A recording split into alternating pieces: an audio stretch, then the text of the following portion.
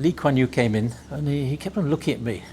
I thought, was he looking at me now? Then he said, who's that European guy up there? This is Michael Gray, an ex-British citizen. He became Singaporean 30 years ago. Moreover, Michael was one of the first Caucasians to get involved in the grassroots. He told me why obtaining a Singaporean passport was the best decision of his life, why Singapore's democracy is much better than that of the US and the West, and what it feels like to own a yacht on Sentosa. I'm Max, an entrepreneur and YouTuber. Let's dive in. What Singapore was like 45 years ago, and what was your first impressions of the place? Holland Road was a two-way road. There were almost no high-rise in Orchard Road. Food, almost all Asian food. You could hardly get Western food. Boat Quay was stinking and smelly. Of course, no MRT on that. Buses were very rough, but cars were cheap. I think I got my first car, must be $15,000 or $20,000. No COE. No COE.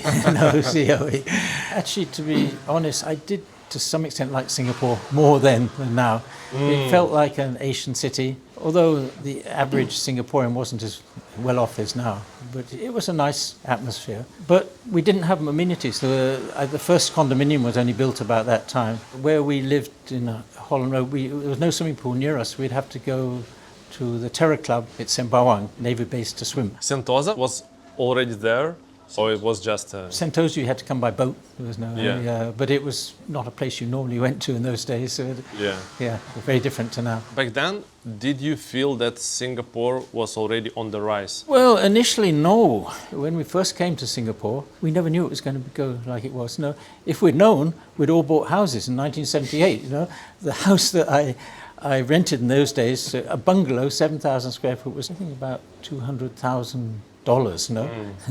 We eventually bought the same one 4 years later for 700,000. No, but we never knew house prices are going to rocket up. We didn't anticipate, I think, Singapore developing as quickly as it did in those days. So basically, like buying the property back then, like your first house, it actually helped you to eventually ended up in this place in Sentosa. Sure, because we made a 10 times profit. I think that even in London, my policy was to buy a house. No, when we first went, we paid £10,000 for a detached house in Rains Park. £10,000, you imagine. We borrowed 9,000. I didn't have much money to spend those days. I did all the electrical wiring myself. I made my own furniture, but that's how life was in those days. No. What was the biggest difference between life in the UK back then and life in Singapore when you arrived? Well, I used to commute every day. At times, particularly when the weather's bad, as it usually is in London, everything was so drab. You get on the train, everybody looks miserable. You get to work and you come back at night, everybody looks so miserable, and the whole place was not as lively as this part of the world.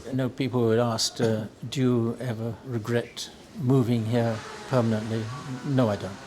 No regret? None at all. No. But for you, it's like the second step, so you became Singaporean. Yes. Can you guide me through this, how you came up with this decision and what was the process back then? I got my PR first. We actually bought a landed property with a PR. After a while, I decided, look, I'm going to be here for life. This is where they will bury me. And I felt that maybe by being a Singaporean, I could contribute more to Singapore.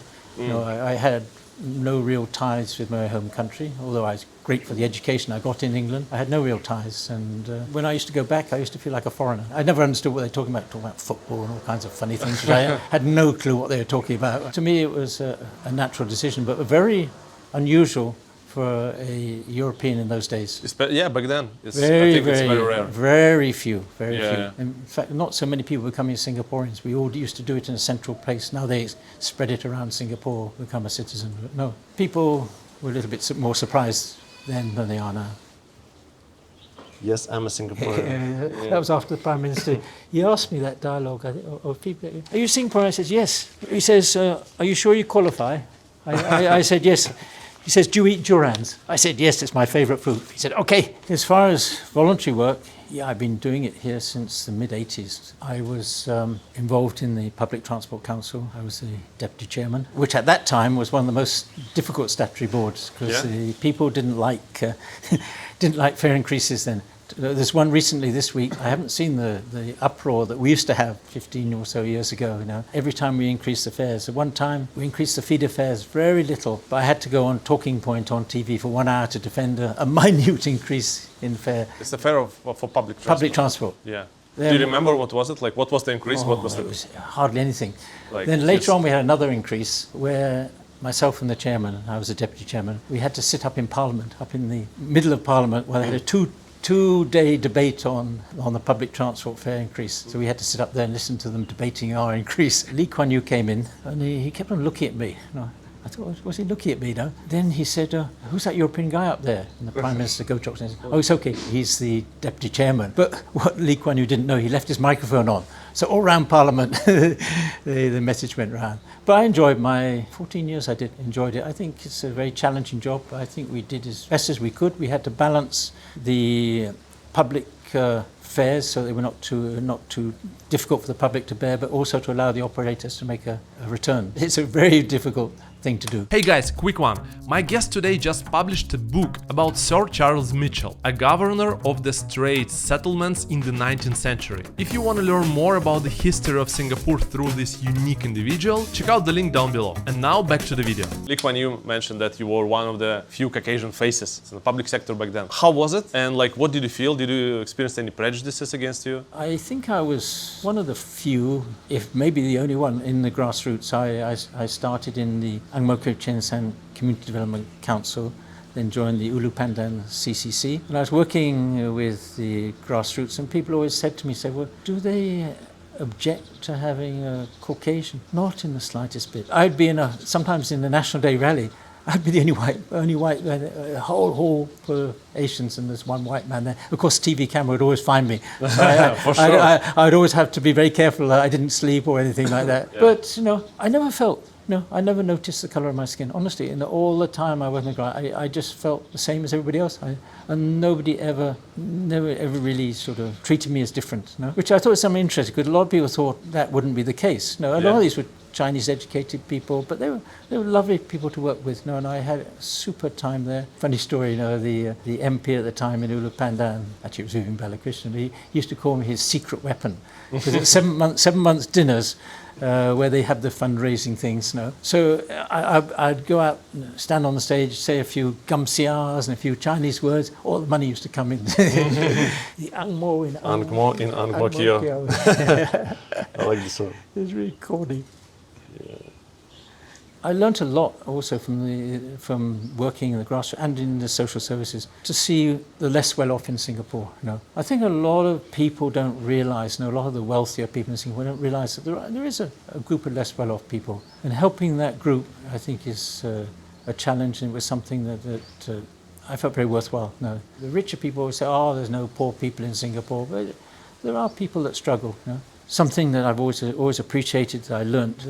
Going around HDB apartments, there are people that are struggling. The Singapore system looks after people that are really destitute. But the system also makes sure that families need to look after themselves. In fact, they have the Parents Something Act, where you have the children have to support the parents. That's an Asian value, which is something you don't get in Europe. And I think the other thing, working in the grassroots, I used to work with, of course, the politicians. And Singapore, they're very committed people, they really believe and feel for their people. When they do policies, it's not a short-term policy. They don't do a short-term policy to get elected in 5 years' time. They do a long-term policy. It's not automatic they will get elected. People think, oh, Singapore been run by the same party for so many years, but the opposition vote is pretty high. The government, the PAP, has to make sure that it gives its best for the people. Otherwise, it could be ruled out. A lot of the Western press says, oh, Singapore's not a democracy. It is a democracy. In fact, probably one of the most democratic countries in the world. Our politicians don't have to go and raise money from donors to become a politician. And then, of course, if you raise money from a donor, you're not going to vote something that's going to upset your donor. But we don't have that issue. Our politicians don't have to raise money, or a little bit of money for the parties, but it's not a huge sum like they do in some other countries. And that was the position of Lee Kuan Yew in the beginning, so you don't raise money. Yeah, I think, Lee Kuan Yew is a very straight person, and we honestly owe current Singapore to Lee Kuan Yew. His policies, the way he ran it. Okay, some things are a little bit stricter here. We're not allowed to have demonstrations, and unless we go into a one location, and you have to register if you're going to have a demonstration. But we don't want to have demonstrations, so we don't need to have demonstrations. We have ways to feedback to the government. I was chairman of the feedback unit on foreign talent. I was the first chairman, actually. Foreign talent feedback group chairman. That's a family. Oh, right. Your kids? Two daughters, yeah. Two daughters. They live in Singapore? Yes, they're both married now. I remember one instance, a session, I think it was on families, and it was actually chaired by the then Prime Minister, Goh Chok Tong. And that time, many years ago now, they were sending away foreign spouses who had AIDS. And there were 10, I think, 10 or 15 maybe were sent out of Singapore. And it was a bit of an issue. And I stood at that seminar and I said to the Prime Minister of the time, I said, this is not family orientated, is it? No, and everybody thought, oh, he's going to get slayed for raising this issue. And I didn't. And the Prime Minister came back and said, no. He said, yeah, I think we need to rethink the policy. And the next day, they changed the policy. I don't know whether he had it in mind before the seminar, but anyway, raising the issue, they took it straight away. Next day, it was changed. Why do you think that's the reputation of Singapore in some, like, let's say, call them Western countries? The Singapore is like authoritarian, like no democracy, no free press. Maybe Singapore needs to be better with the self-presentation or this kind of thing? Oh, I don't know. I think anybody has a problem with the Western press, because the Western press tends to be very biased. No, they have their own thoughts, and even if they're not true, they will publish things.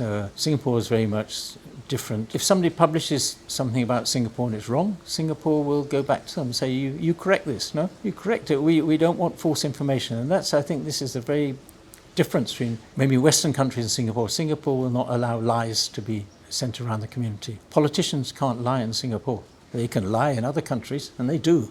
They cannot lie in Singapore. What do you think Western countries can learn from Singapore? The first thing is actually what Lee Kuan Yew's main policy was: no corruption.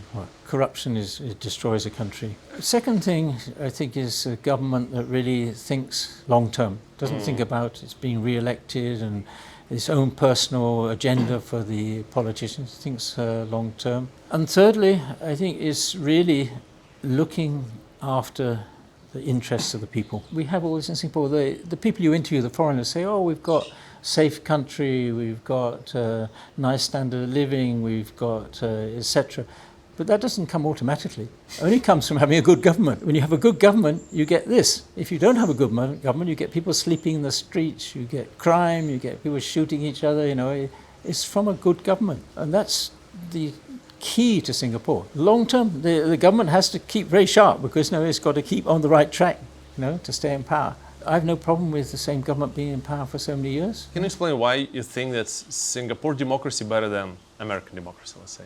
I think it's because the politicians probably here, I would say, of a better standard, honestly. They have to go through the PAP Tea Party.